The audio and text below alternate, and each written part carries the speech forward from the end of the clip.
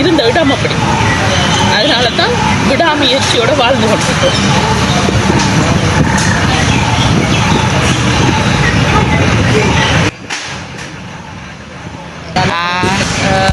எனக்கு 3 பிள்ளைகள்.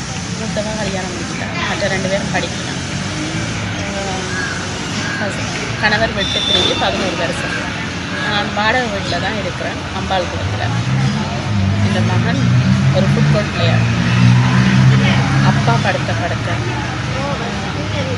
அப்பாவுக்கு யாருமே இல்லை, 2 மாவீரர். என்ன பிரச்சனைன்னா, நான் 15 வருஷமாக உணவு உற்பத்தி தான் தயாரிக்கிறேன். சாப்பாடு பார்சல் கொடுக்குறேன். சுயம் ப்ரொடக்ஷன் என்ற பேரில் தட்டுவடை, வல்லார சம்பல், வல்லார பகோடா, பாவக்காய் பகோடா, இறைச்சி சம்பல், உளுத்தம்மா, ஒடியல்மா, முட்டம்மா, இப்படி பலது. சம்பல் வகை மட்டும் 6 வகை, சத்துமா, இப்படியெல்லாம் உற்பத்தி செய்து கொடுக்குறேன். கேட்குற ஆர்டர் செய்து கொடுக்குறேன். என்ன பிரச்சனைன்னு கேட்டால், இப்போ தற்போதையத்துக்கு கதைக்கிறது கூட சத்து இல்லாத நிலைமையில் இருக்கிறேன். ஓடி வாடகை வீட்டில் இருந்து 50,000 ரூபா அட்வான்ஸ் கொடுக்கணும். கொடுக்கணும் அந்த தருவாயில். நேற்று கொடுக்குறோன்னு சொன்ன நாங்கள். ஆனால் என்னால் ஒரு நாளைக்கு 2,000 ரூபா தான் உழைக்க முடியுது. அதுவும் ஓய்வில்லாமல் உழைச்சோம்னு சொன்னால் 1000 ரூபா வீட்டு செலவுக்கு போகணும். 1000 ரூபாயில் சேமித்து தான் 10,000 ரூபா கொடுத்துட்டேன். இந்த 40,000 ரூபா கொடுத்தே ஆகும். பெட்ரோல், எனக்கு ஒரு எக்ஸல் பைக் வச்சுருக்கேன், பழைய பைக்கு. அதுவும் ஒரு இரவல் தான். ஒரு ஆட்கள் தந்து உதவி செஞ்சுருக்காங்க.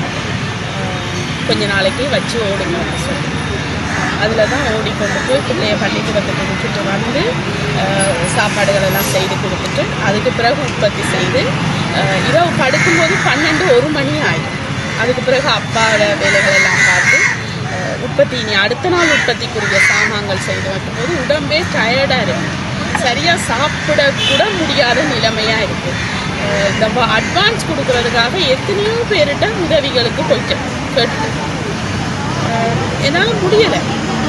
யாராச்சும் இருந்தால் எனக்கு ஒரு நிரந்தரமாக 2 பிறப்புண்டா கூட கிடைச்சா 10 அடி செட்டு போட்டு நெட் அடித்து 3 வரி கல் வச்சு ஒரு உற்பத்தியை தயாரித்து ஒரு 3-4 பேருக்கு நான் வேலை வாய்ப்பு கொடுப்பேன். ஏற்கனவே புதுக்குடியிருப்பில் 10 பேருக்குள்ள 15 பேருக்கு வேலை வாய்ப்பு கொடுத்தேன். நான் என் குடும்ப சூழ்நிலை, இந்த கணவர் பிடிச்சிட்டு என்ன அடித்து இதால் நாங்கள் விட்டுட்டு வந்துட்டோம். இங்கே 11 வருஷமாக வாடகை வீட்டில் தான் இருக்கிறேன். இப்போ எனக்கு அட்வான்ஸ் கொடுக்க முடியாது, ஒவ்வொரு வீட்லேயும் அட்வான்ஸ் கொடுக்க முடியாது. வாடகை காசு கொடுக்குறதுக்கு நெருக்கடி.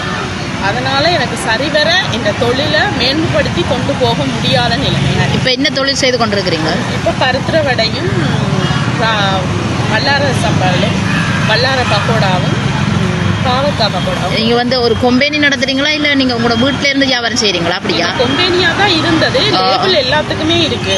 நாவல்கோட்டை தேயிலையிலேருந்து எல்லாத்துக்குமே. என்ன பேர் கொம்பேனிக்கு பேர்? சுயம் ப்ரொடக்ஷன். இப்போ இந்த இருக்கிற உற்பத்தியாக அது நிறுவனத்தை இடம் இல்லாதனால அப்படி இருக்கிறீங்களா? இல்லை, இடமும் இல்லை.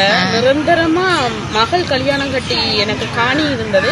மகள் கல்யாணம் கட்டினபடியால் அந்த காணியை கொடுத்தனால மருமகன் அந்த இடத்துல வச்சு பெரிய ஃபேக்ட்ரியாக இருக்குது. மேலே கூரை மட்டும்தான், சீட்டு மட்டும்தான் நான் எடுத்து கொண்டு போனேன். அந்த இடத்துல செய்ய விடுறாரு என்ன மருமகன். அதை விட உறவுகள் இப்படி ஒரு சாதாரண பெண்ணாக இருந்து இவ்வளவுக்கு முயற்சி செஞ்சு வந்திருக்காண்டா இந்த சொந்தக்காரர் இயக்கத்துல இருந்தீங்களா?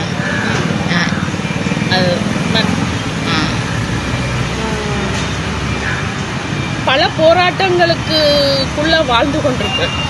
கணவனை இழந்து, கணவனால் இழந்துன்னு சொன்னால், வாடகை வீட்டில் இருக்கிறோம்னு சொன்னால், தனிச்சு இருக்கிறோம்னு சொன்னால், நானும் 2 ஆம்பளை பிள்ளைகளும் இருக்கிறோம்னு சொன்னால் நிறைய பிரச்சனை சொல்லுக்கே அடங்கிடாது.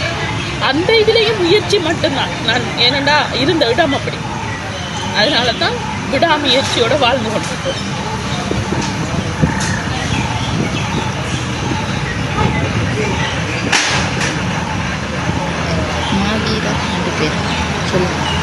என்னோட தம்பி சென்னிலவன் சேதுபதி அவர்கிட்ட வீட்டு பேர்.